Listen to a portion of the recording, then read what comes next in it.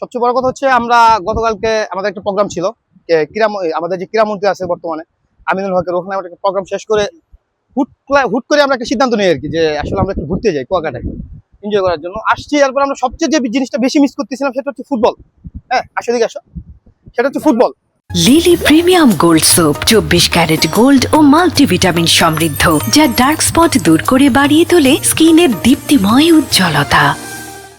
তো আমরা অনেকক্ষণ ধরে খুঁজতেছিলাম যে একটা ফুটবল পাওয়া যায় কিনা। আসলে আমাদের রক্তে মিশে আছে ফুটবল, আমরা হচ্ছে জাতীয় এমপুটি ফুটবল টিমের প্লেয়ার সবাই। তো এরপরে আমরা এখানে গোসল করতে করতে এদেরকে পাইছি, এদের কাছে চাইছি, এরা খুব ভালো। হ্যাঁ, এরা খুব ভালো। এদেরকে চাওয়ার সাথে সাথে আমাদেরকে বল দিচ্ছে, এমনকি আমরা খেলার আমন্ত্রণ জানাইছি, ওরা আমাদের সাথে সাথে মানে সম্মতি জানাইছে আর কি। ভালো লাগছে ওদের ব্যবহারটা। সচরাচর অনেক সমুদ্র বন্দরে দেখা যায় এরকমের ছেলেগুলো অনেক বখাটে হয়। তা দেখা গেছে যে এই সমস্ত কাজ বাদ দিয়ে ওরা বিভিন্ন চিন্তায় এগুলোতে লিপ্ত থাকে, কিন্তু ওদের ক্ষেত্রে ভিন্ন দেখছি। আমরা খেলছি ওদের সাথে, ওরাও ভালো খেলছে, আমাদেরকে ভালো সাপোর্ট দিচ্ছে। জি আলহামদুলিল্লাহ ভালো লাগছে।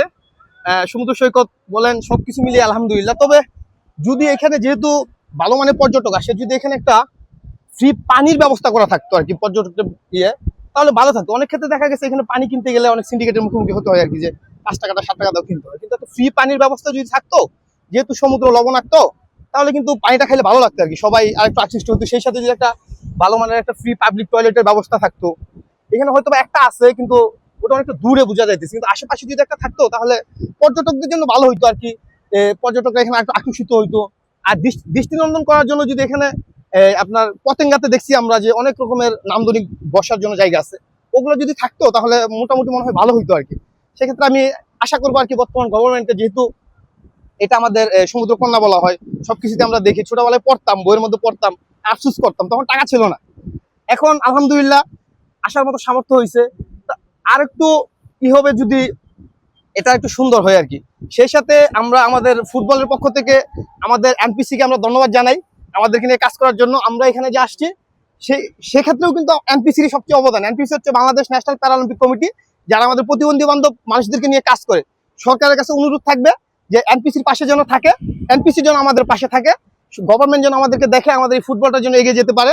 আমরা কিছুদিন আগে ইস্ট এশিয়া কোয়ালিফাই খেলতে যাইতে পারিনি ভিসা জটিলতার কারণে। সামনে অলিম্পিক আছে, ওখানে যেন আমরা যাইতে পারি। আপনারা আমাদের জন্য দোয়া করবেন। গভর্নমেন্টের কাছে রিকোয়েস্ট থাকবে আমাদের পাশে যত দৃষ্টিনন্দন পাবে একটু তাকিয়ে থাকে। ধন্যবাদ। এটা আসলে অসাধারণ একটা অনুভূতি। ফুটবল আসলে কি, আপনার ফুটবল আমাদের পায়ে হইলেই হয়েছে কথা। সেটা কাদামাটি বলেন, বালি বলেন, বা স্টেডিয়ামের মাঠ বলেন, সবটা আমাদের কাছে সুন্দর লাগে। তবে এইখানে খেলাটা আসলে ভালো লাগছে। যেমন ওরা ক্যাচে খেলে, ওদের ক্যাচটা এখানে অনেক সুন্দর, মানে ই করছে আর কি, ক্যাচ গ্রিপ করে, ওরাও খেলে ভালো লাগছে আর কি, অনেক ভালো লাগছে আমাদের। অভিজ্ঞতা অর্জন হয়েছে আমাদের। সামনে আপাতত হচ্ছে ওয়ার্ল্ড কাপ কোয়ালিফাই শেষ। হ্যাঁ, ত্রিদেশীয় সিরিজ আলোচনা চলতেছে, সেখানে কে থাকতে পারে সেটা আমরা আসলে এখনো জানি না। তবে আমরা থাকবো, সেটা সম্পূর্ণ হচ্ছে আমাদের ন্যাশনাল প্যারালিম্পিক কমিটি আছে, ওনাদের হাতে সম্পূর্ণ সিক্রেট ভাবে আছে আর কি, যে এখনো প্রকাশ করতেছে না ওনারা। তবে বাছাই প্রক্রিয়া সবকিছু সম্পূর্ণ, প্লেয়ার সিলেকশন বলেন সবকিছু ক্লিয়ার। এখন শুধুমাত্র ওনারা আমাদের সূচি ঘোষণা করবে। সেই সাথে হচ্ছে গভর্নমেন্ট যদি আমাদেরকে ইনভেস্ট করে এনপিসি কে আমাদের খেলার জন্য, তাহলে আমরা যাইতে পারবো। তাছাড়া কারণ এনপিসির কাছে এতটাও সামর্থ্য নাই আমাদেরকে নিয়ে কাজ করা। যেমন আমরা কিন্তু কিছুদিন আগে এই এনপিসির পক্ষ থেকে এই বছরই প্রথম, এই এনপিসির প্যারালিম্পিক কমিটির এই কমিটির হাতেই প্রথম 7টা গোল্ড মেডেলিস্ট এই আমাদের এই প্রতিবন্ধী বান্ধবদের থেকে।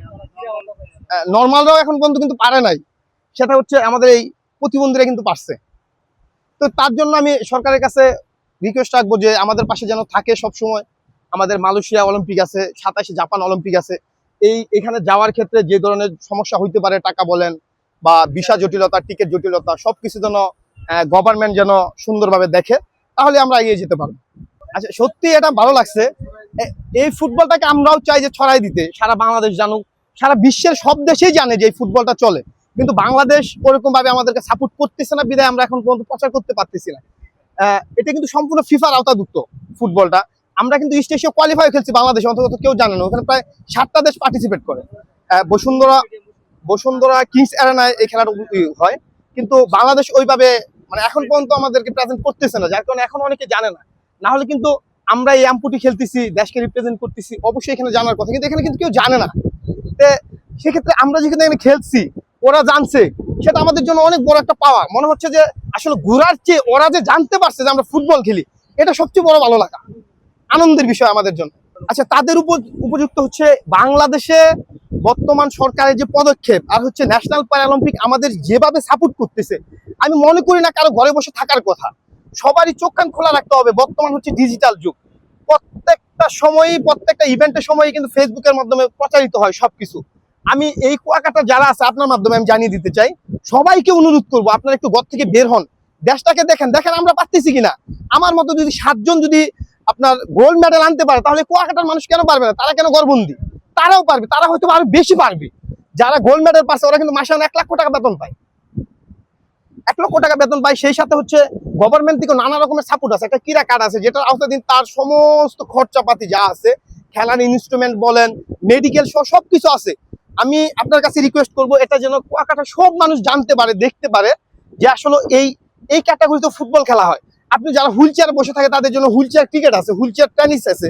এরপর হচ্ছে যারা আমাদের মতো আছে অ্যাম্পুটি, ওদের জন্য ফুটবল আছে, আর্চারি আছে, বিভিন্ন রকমের খেলা আছে। আমি সর্বোত্তভাবে বলতে চাই বাংলাদেশে যারাই আছে আমাদের মতো, কেউ যেন ঘরে বসে না থাকে, আমাদের সাথে আসুক, আমাদের সাথে যোগাযোগ করুন, এনপিসির সাথে যোগাযোগ করুন। আপনারা অবশ্যই কিছু না কিছু করতে পারবেন। আপনার ভিতরে যে সুপ্ত প্রতিভা আছে সেটা আপনি ফুটিয়ে তুলুন, হতেও পারে আপনার দ্বারা আমার দেশ কোনো কিছু অর্জন করতে পারে।